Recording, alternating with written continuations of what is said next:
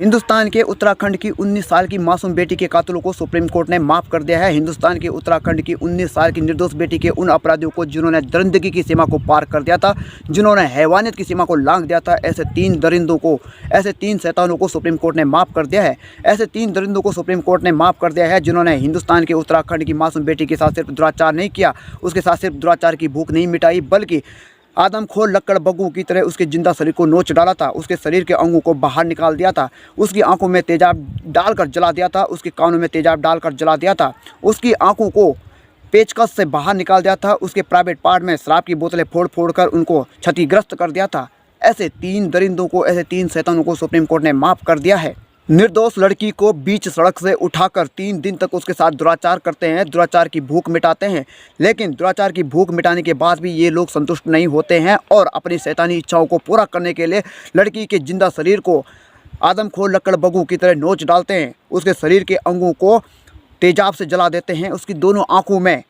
मज़े लेने के लिए, आनंद उठाने के लिए तेजाब डाल देते हैं, उसके दोनों कानों में तेजाब डाल देते हैं। जब इनकी संतुष्टि यहाँ भी नहीं होती है तो ये लड़की के दोनों आँखों को पेचकस से बाहर निकाल देते हैं और ठहाके लगा लगा कर मज़े लेते हैं। ऐसे दरिंदों को सुप्रीम कोर्ट माफ़ कर देती है, ऐसे शैतानों को सुप्रीम कोर्ट माफ़ कर देती है, ऐसे हैवानों को सुप्रीम कोर्ट माफ़ कर देती है। नमस्कार प्रणाम मेरे सभी हिंदुस्तानी भाई और बहनों को, नमस्कार प्रणाम मेरे सभी उत्तराखंड देवभूमि के भाई और बहनों को। और एक बार फिर से सुरेंद्र सूर्य रावत आप सभी के सामने अंकिता भंडारी हत्याकांड मामले के साथ साथ किरण नेगी हत्याकांड मामला भी लेकर आया है। किरण नेगी हत्याकांड की वह गाथा लेकर आया है जो पूरे उत्तराखंड को रुला कर रख देगी, जो पूरे हिंदुस्तान को हिला कर रख देगी। मैं कल ही इस मामले पर आप सभी के सामने आने वाला था, लेकिन परिस्थितियों की कुछ ऐसी मार थी कि मैं चाहकर भी समय ना निकाल सका। लेकिन आज बात करते हैं दिल्ली में रहने वाली उत्तराखंड की किरण नेगी की, जिसकी कहानी लगभग अंकिता भंडारी की तरह मेल खाती है, जिसकी कहानी लगभग अंकिता भंडारी की तरह ही है, जो लगभग अंकिता भंडारी की तरह एक गरीब परिवार से संबंधित थी, जो अंकिता भंडारी की तरह ही अपने माता पिता को गरीबी से निकालना चाहती थी, अपने माता पिता का गरीबी में सहारा बनना चाहती थी और पढ़ाई के साथ साथ एक प्राइवेट जॉब कर रही थी। किरण नेगी भी अंकिता भंडारी की तरह उत्तराखंड के पौड़ी गढ़वाल जनपद की रहने वाली थी। पौड़ी गढ़वाल जनपद के अंदर नैनीडाना ब्लॉक में उनका गांव था, लेकिन वह दिल्ली के नजफगढ़ में रहते थे। उसके पिता एक सिक्योरिटी गार्ड की जॉब करते थे, लेकिन सिक्योरिटी गार्ड की जॉब करते करते उनके घर का खर्चा नहीं चल पा रहा था, उनके सपनों को उड़ान नहीं मिल पा रही थी। अपने सपनों को पूरा करने के लिए किरण नेगी ने जॉब करने की ठानी। इसके लिए वह गुड़गांव में स्थित एक कंपनी में डाटा एंट्री ऑपरेटर की जॉब करने लगी। सपने देखना गलत बात नहीं है, जब सपने देखेंगे तभी सपनों को पूरा करने के लिए कड़ी मेहनत कर पाएंगे और जब सपने पूरे होंगे तभी जीवन सफल माना जाता है। तो किरण नेगी ने भी एक सपना देखा था, लेकिन उसे भी क्या पता था कि उसके देश का कानून इतना लचीला है, उसके देश की न्याय व्यवस्था इतनी ख़राब है कि कोई भी खुलेआम दिन दहाड़े किसी का गैंग रेप कर सकता है।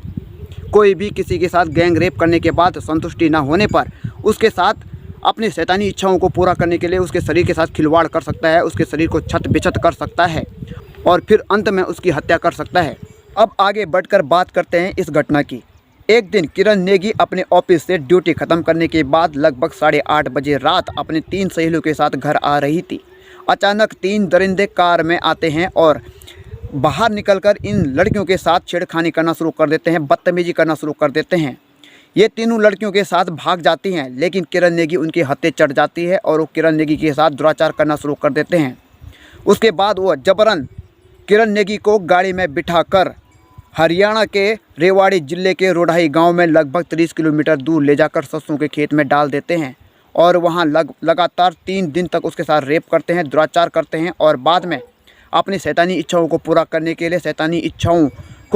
के लिए उसके शरीर के साथ खिलवाड़ करते हैं और उसके शरीर को छत बिछत करना शुरू कर देते हैं। पहले ये तीनों दरिंदे उसके आंखों में तेजाब डाल देते हैं, फिर उसके कानों में तेजाब डाल देते हैं, उसके प्राइवेट पार्ट में रॉड डाल देते हैं और वहाँ शराब की बोतल फोड़कर उसके प्राइवेट पार्ट को छत बिछत कर देते हैं।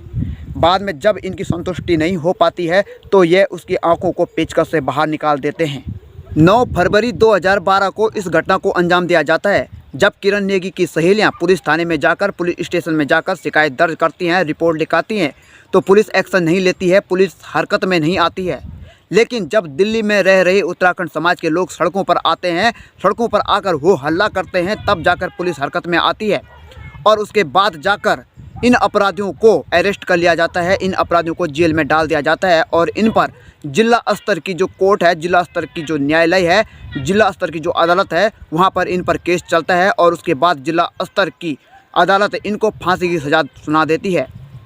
इसके बाद इस फैसले को, इस सुनवाई को हाई कोर्ट में ले जाया जाता है और द्वारिका हाई कोर्ट भी जिला स्तर के इस फैसले को यथावत रखती है और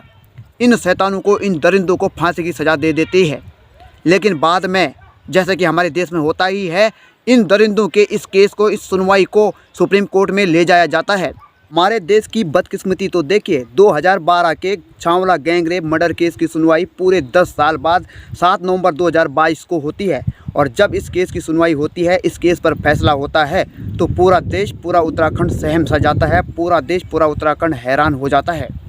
निचली अदालतों ने, चाहे वो जिला स्तर की अदालत हो, चाहे वो हाई कोर्ट हो, अपराधियों को पुख्ता और मजबूत साक्ष्यों के आधार पर और मेडिकल रिपोर्ट के आधार पर फांसी की सज़ा सुना दी थी, उन्हें अपराधी घोषित कर दिया था।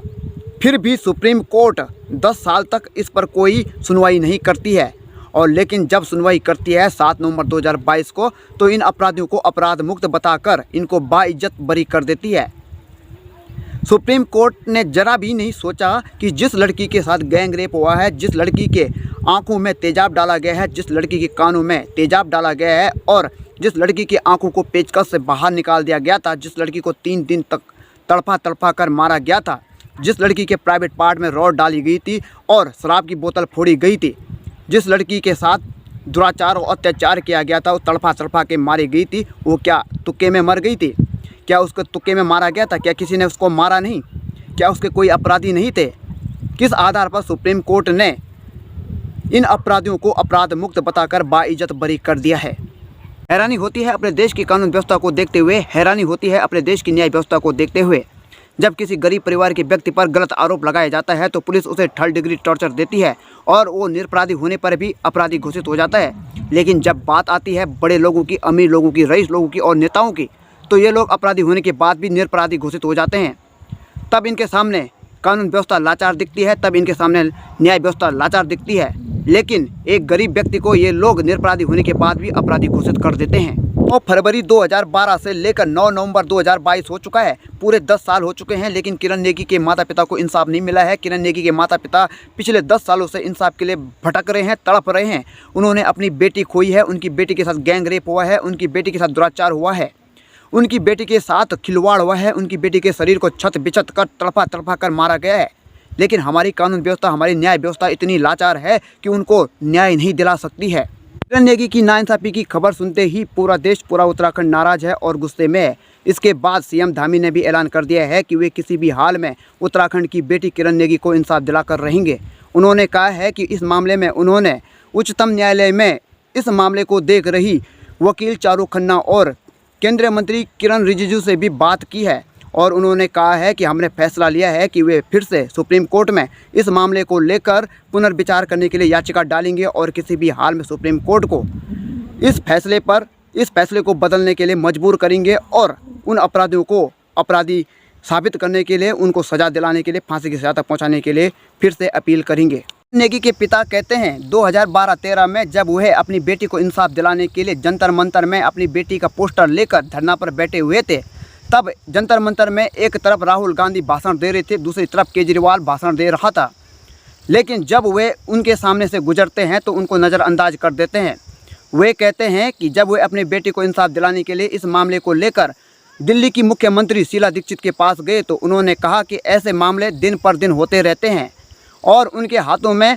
1 लाख का चेक पकड़वा कर इंसाफ के नाम पर उनको घर भेज दिया। उस समय की दिल्ली की मुख्यमंत्री शीला दीक्षित अगर ये कहती हैं कि ऐसे मामले दिन पर दिन होते रहते हैं तो फिर ये न्याय व्यवस्था हटा दो, कानून व्यवस्था हटा दो, बॉर्डर से आर्मी को हटा दो और देश के अंदर जो पुलिस सिस्टम है उसको हटा दो, क्योंकि ऐसे गंभीर मामले अगर दिन पर दिन होते रहते हैं तो फिर न्याय व्यवस्था की ज़रूरत ही कहाँ है, फिर कानून व्यवस्था की ज़रूरत कहाँ पर है।